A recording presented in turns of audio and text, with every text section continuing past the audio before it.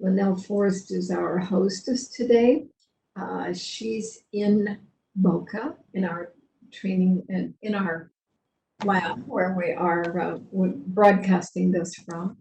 And I'm on Jupiter campus today. And I'm thinking about how we see ourselves as an educator and how we might thinking about the changes that we see in ourselves. So, anybody would like to join in, either speaking up or posting a comment in the chat. Um, what do you bring to the table? What's your background or your identities, if you will, and how you feel that the type of an educator that you feel that you are, what your research interests are, what your strengths are as an educator. I'd love to hear from you. And there will be several places throughout the presentation today where I'm going to just ask questions. I have a couple of places that we're going to post on Padlet, but there will be several where I will ask you to post. So Chantal, engaged, experienced, knowledgeable, interactive, informative, and approachable. Thank you. Absolutely. Adam, globally focused, civic minded, easygoing. So, Adam, I'm going to ask you what department you teach in. Chantel as well. Both of you. What subject areas do you teach? Adam is in medicine. Okay. Oh, and oh, look at that, Chantel. A lot of the same things you have on the outside of your little person drawing. That you're engaged, you're helpful, and organized. I need some of that. And that you teach organizational behavior. Oh, great! So you're just the person to help me with that too, right?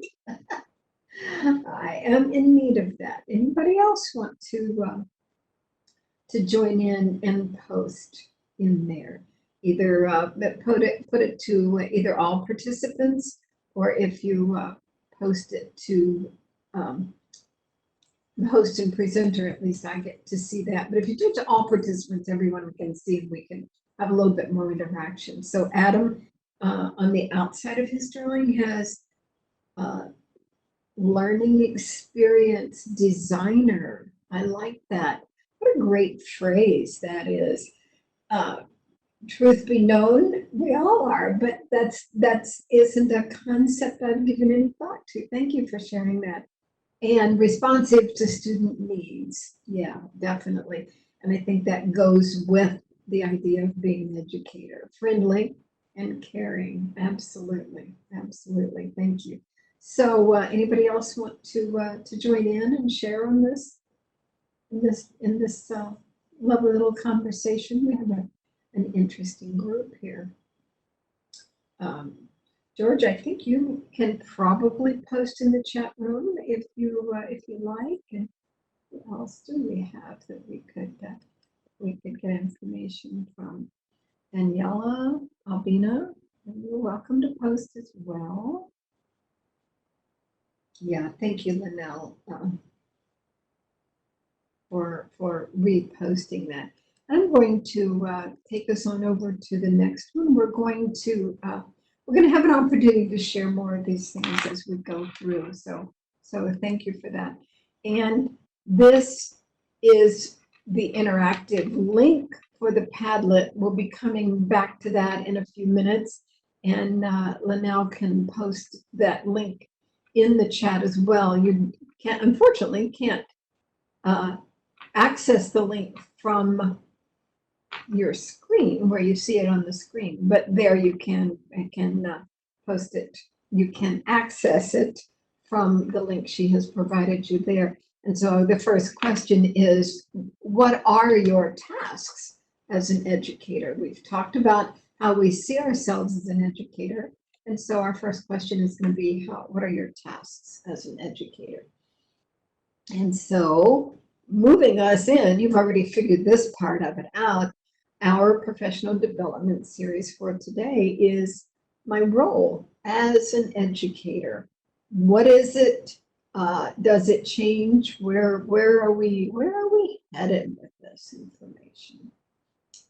So I am Judy Somers, instructional designer with the Center for Online and Continuing Education, formerly the Center for E-Learning. And so we pretty much answer to anything. But we are delighted to have all of you joining us today. Thank you so much. It is truly my pleasure to share this with you. So what we're going to be doing today is thinking about describing ourselves as a teacher and thinking about what entails, what that involves. What are those tasks as a teacher?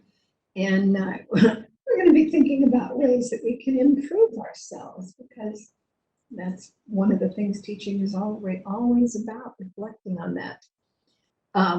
We will think about effective teaching practices, both in face-to-face and online, and how are they alike? How are they different? We'll take a look at that. And think about perhaps a paradigm shift, thinking a little bit differently about how we see ourselves, and particularly for online. So we have several things going on today. I'm going to give you a quick, don't let it scare you, overview of what we're doing today. Like I said, don't let it scare you. This is how I process, and Chantel, this is how I organize things. So this is my organization format, but I'm going to break it down for everyone so that you get a good perspective of where we're going and how we're going to get there. So my question, and these are questions that I invite you to either post in the chat or let Linnell know that you would like to speak. Who are you when you teach? Who are we when we teach? Thinking about how we see ourselves. And as I put this in and was thinking about it, I realized that there's something of a mask, perhaps, or perhaps even some might say some form of being an entertainer, being a performer, being on stage. One of the things that came to my mind, and I have mentioned it several times before, is that generally, and this is particularly for face-to-face teaching, when I walk in that classroom door, whatever else was going on in my world, for the most part, is outside that door. There have only been a couple of times in my teaching that I was not able to close the door and become the teacher rather than Judy, with all of the stuff that entails. So think about how we see ourselves. Who are we? Who are you when you're teaching, and how might your learners describe you? So I'm going to open that up and see if let you make some comments about how your learners might describe you, or how we think our students see us, as opposed to how we would like our students to see us. Is that a difference? Could be. So I'm going to invite you to open up the chat, or let Linnell open your mic.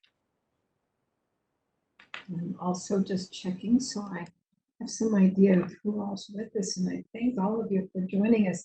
I, of course, see some familiar names, but I see some that are new to joining us. So let me remind you that our professional development sessions are totally interactive. That's where the value comes in for all of us.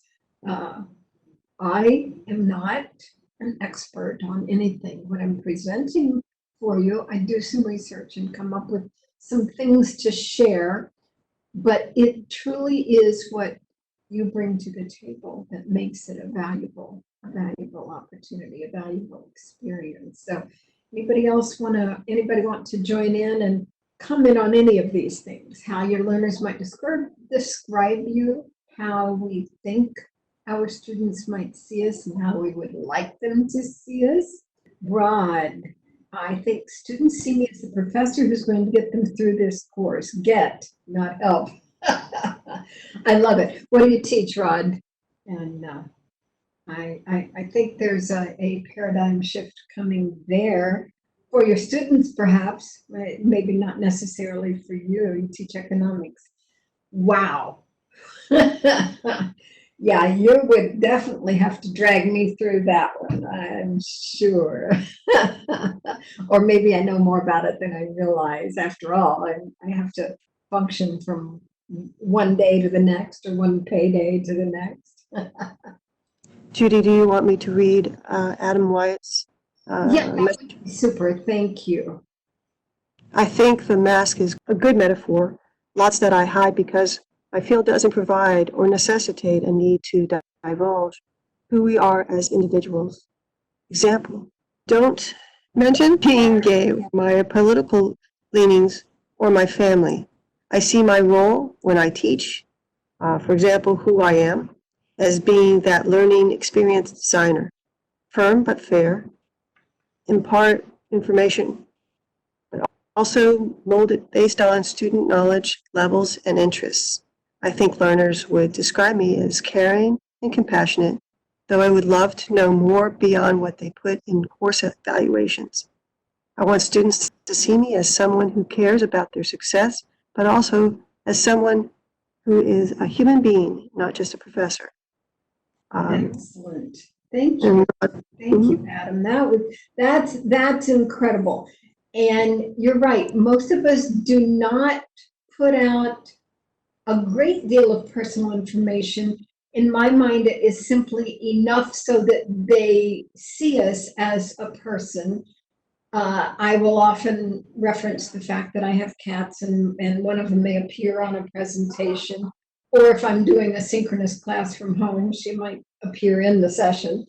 But beyond that, they're really, most of us do not do a whole lot of personal information. And so, Road see you as helping to get them through the course. And Linnell, I'm going to let you read George's. George, thank you for popping in there. Okay, George Grunfeld message is, one of the new ways I'm teaching is to have students teach some lessons. Ooh. Students can volunteer to teach some lessons by video as they receive skill building credit. Concept is, quote, each one teach one. Yeah. The result that we teach the class together, and I can see if they understand the concepts. I see my role as a collaborator rather than a, quote, sage on the stage, end quote. Yeah, excellent. Yeah. And that is a really powerful way of teaching and coming across and helping our students move themselves forward, as well as Rhoda said, helping them move forward in there. Beautiful. Thank you. Thank you. We have one more comment. Yes, I was just thinking that. Go ahead. All righty then. So Rod Ruber reports, I put this message at the end of my syllabus. Here it goes. Welcome to the course, Money and Banking, ECO 4223.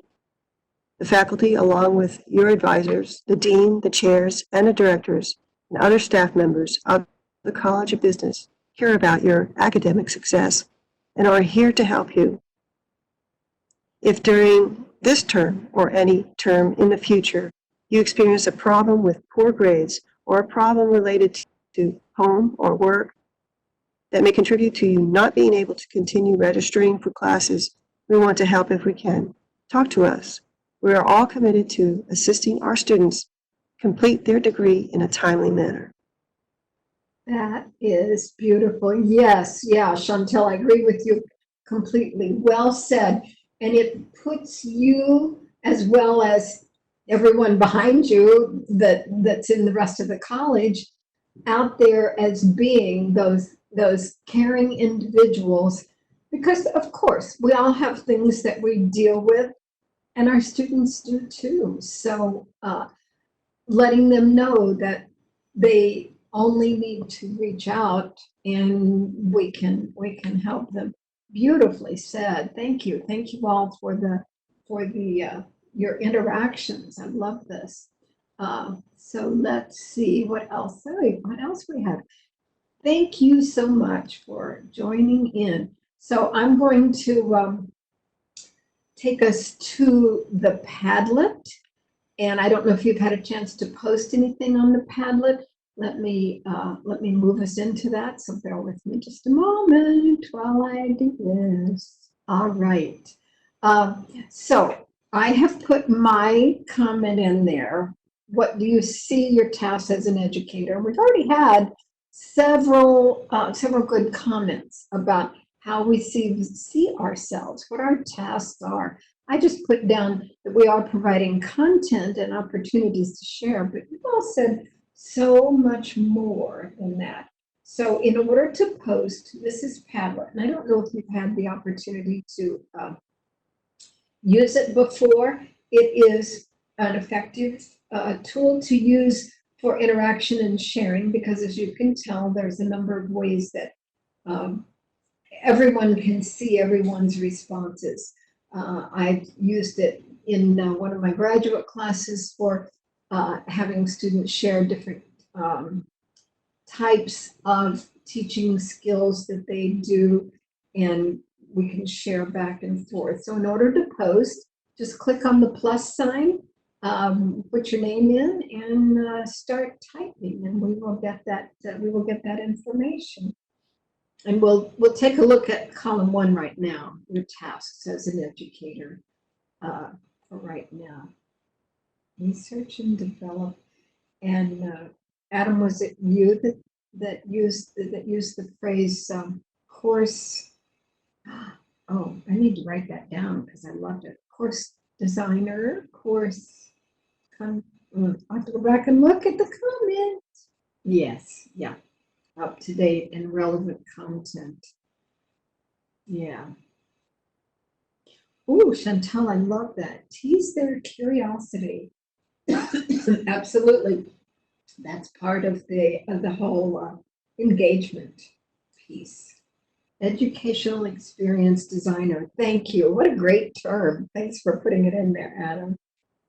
Yeah, yeah. Isn't it interesting how we get into more than just their academics? And what's interesting is we've worked with a few people that said that students were shared more about personal lives and perspectives in an online course than they had in previous face-to-face versions, which is an interesting concept. But yeah, it is. It's great. Yep, we definitely need to be mentors in no matter what they need. Rod Rupert is raising his hand. Okay, sure. Yes, Rod, jump right in. I type that I see myself as providing content that will motivate students learning, or that will encourage them to learn more. Yes, absolutely. Absolutely. Okay, beautiful. So we're going to come back to this in a little bit. If you want to stay in here and go ahead and post some comments on the second one, does that change for an online environment? And if so, how? And I'm going to take us back into our session.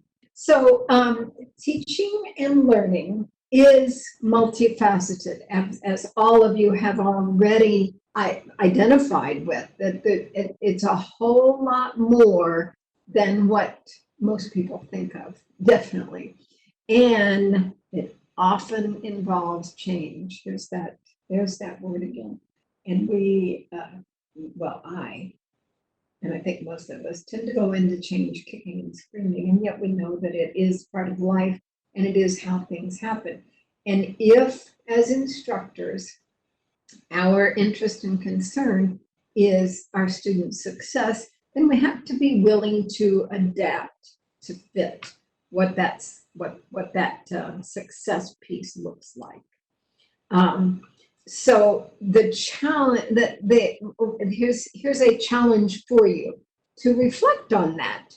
Challenge those assumptions, question those accepted strategies, think about the why we do what we do, and think about what you currently do, what your current practice is in order to improve. And I can tell by your responses that this is a group that truly is willing to think about what they do, reflect on it, think about the why, and see what we need to do, how we need to change that. So let's take a look at what makes me an effective educator in the classroom and an effective educator in an online environment. How are they alike and how are they different? This is not one that's on the Padlet. This is simply inviting you to put some comments in the chat or let Linnell know that you would like to open your mic up and speak. Either and all are effective in the classroom and effective in an online environment. How are they alike? How are they different?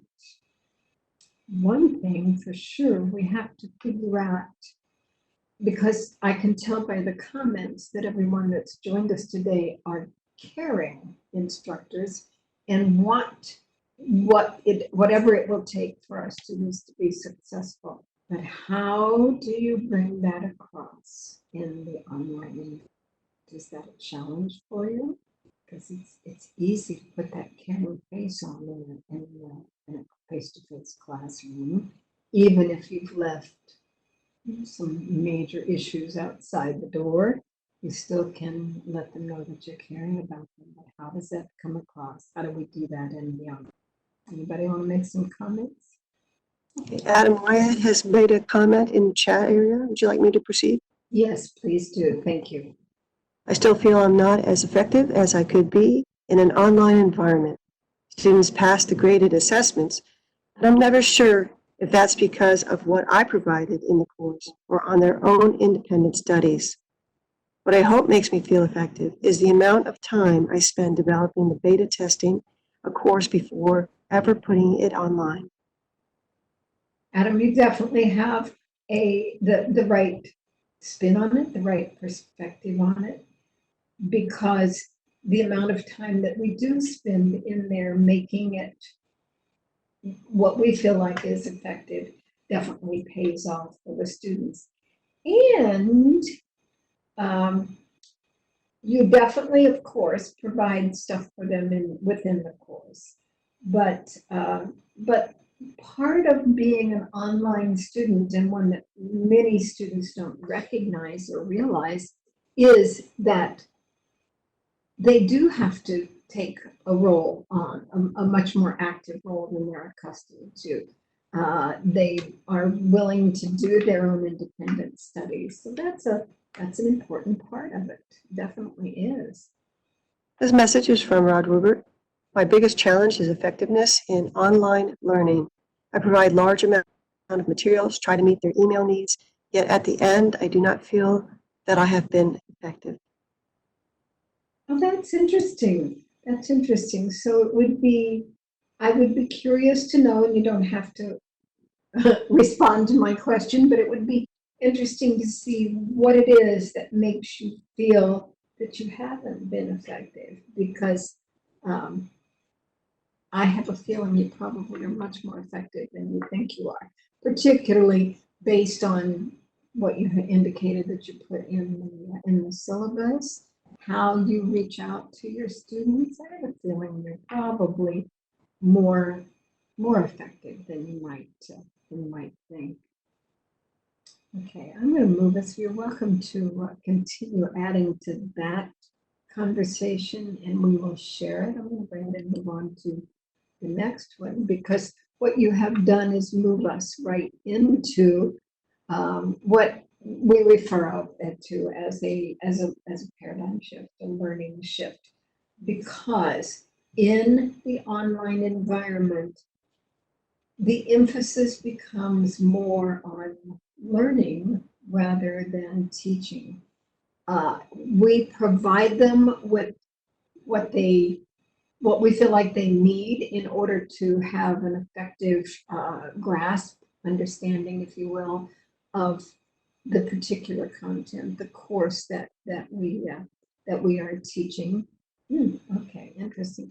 And that the student discovery and construction of their meaning is an important piece of it. So Road, that the grade distribution is better in the same class taught face to face. That's interesting. So it would be that would be something worth looking into to see how that how that spreads out, how that plays out in there. Because what's really a key piece is that the students now have to take an active role in their own learning.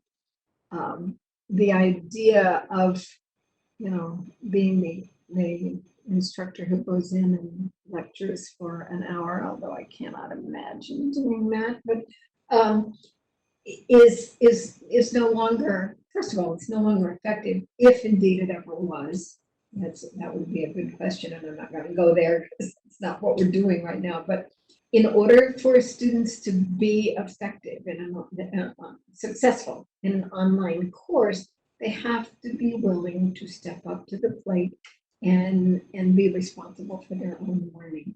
And so our challenge as instructors is, are we ready? Are we willing to give up that control and to be, as George said, the guide on the side rather than the sage on the stage, and be willing to share, to show them the direction they need to go, not so much delivering content as sharing where to find the content, providing the opportunities for it, and letting them know. And of course, we do have to let them know that if they are here to learn, they have to be willing to do that.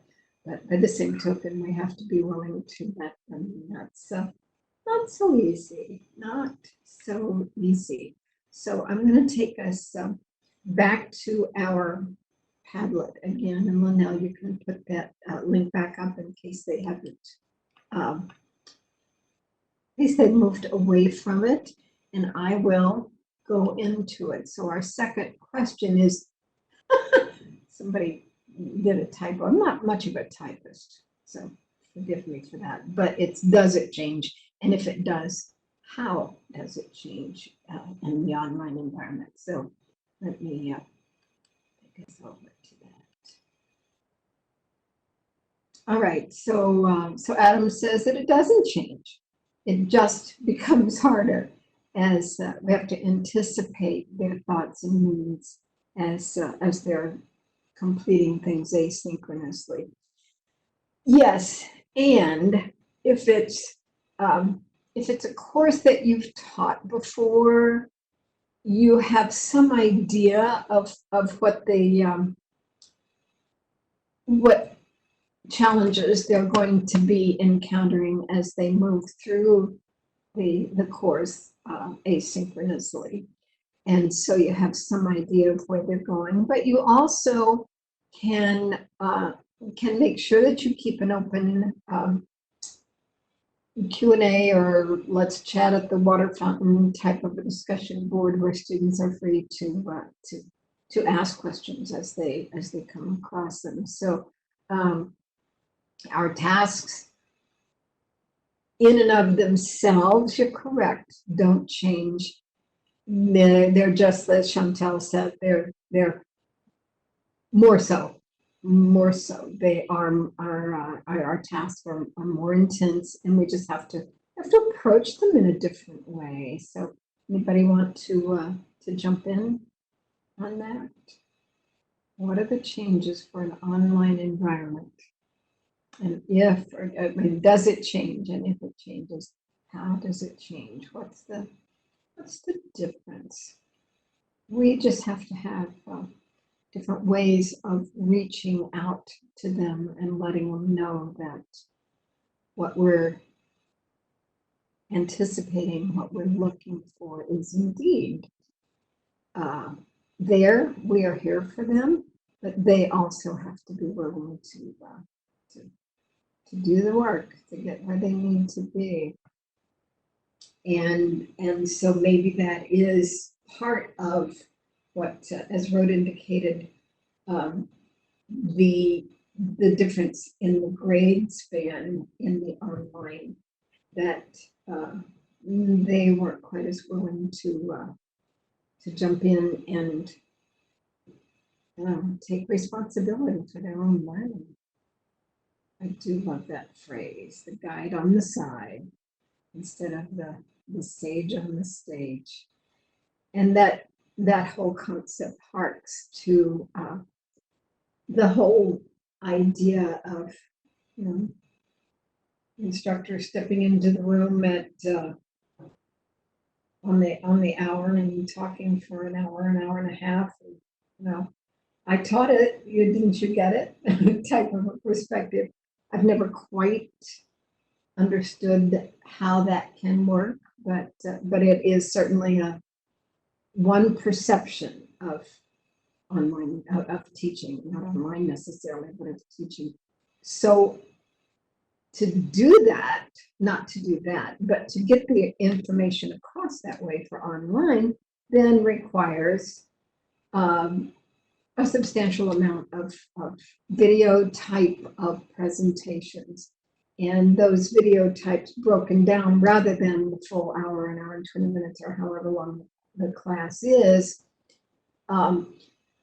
of breaking it into smaller pieces, which we do when we're talking in the classroom anyway. We talk about different pieces, different bits of the content.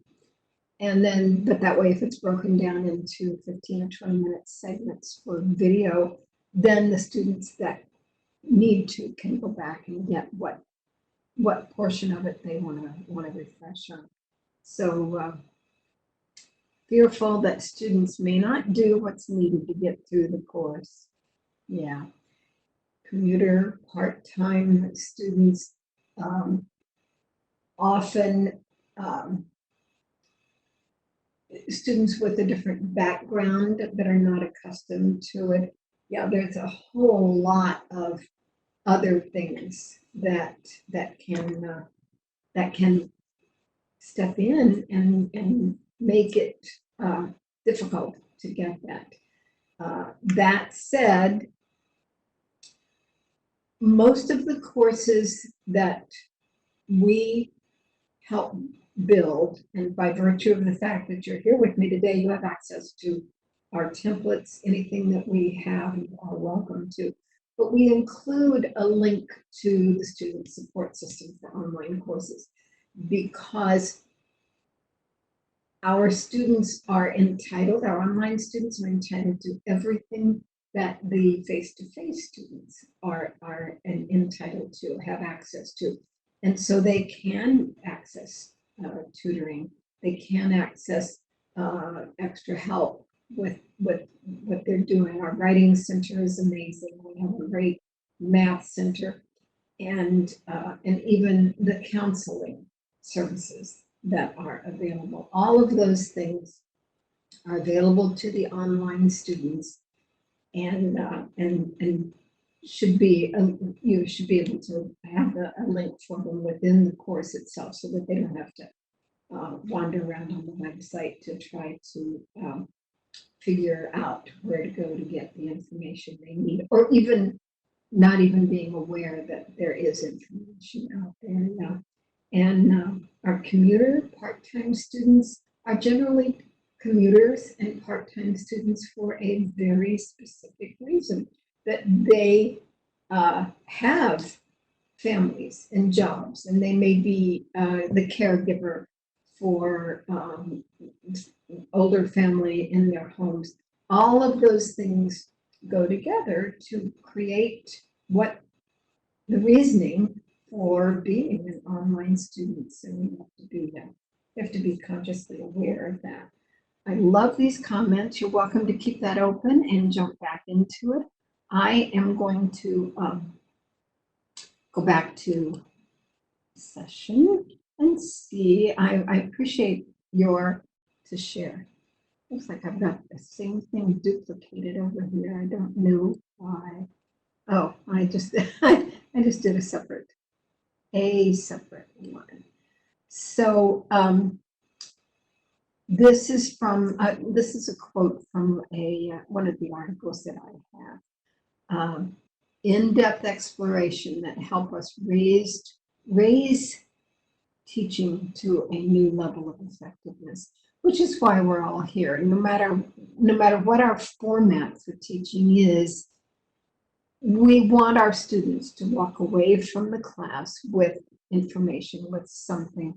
Hi, Nancy. Thank you for joining in. Not a problem. Glad to have you. And so we were referencing our effectiveness, a reflection of who you are as an instructor. It's all about how we can continue to improve in order to reach our students, because that really is where we want to go. So let's see. So here's my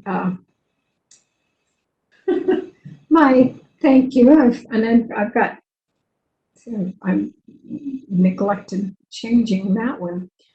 So I want to personally thank each one of you for being here, for being open and willing to reflect, to share information about your practice, and being willing to move forward. Put your teaching strategies under a magnifying glass, because I can tell from the comments that you've made, both in the chat, those of you that have spoken, and your comments in the Padlet, that you definitely are a caring group. And so I truly appreciate what you are bringing to the table. So thank you so much, and I'm grateful to have you join us.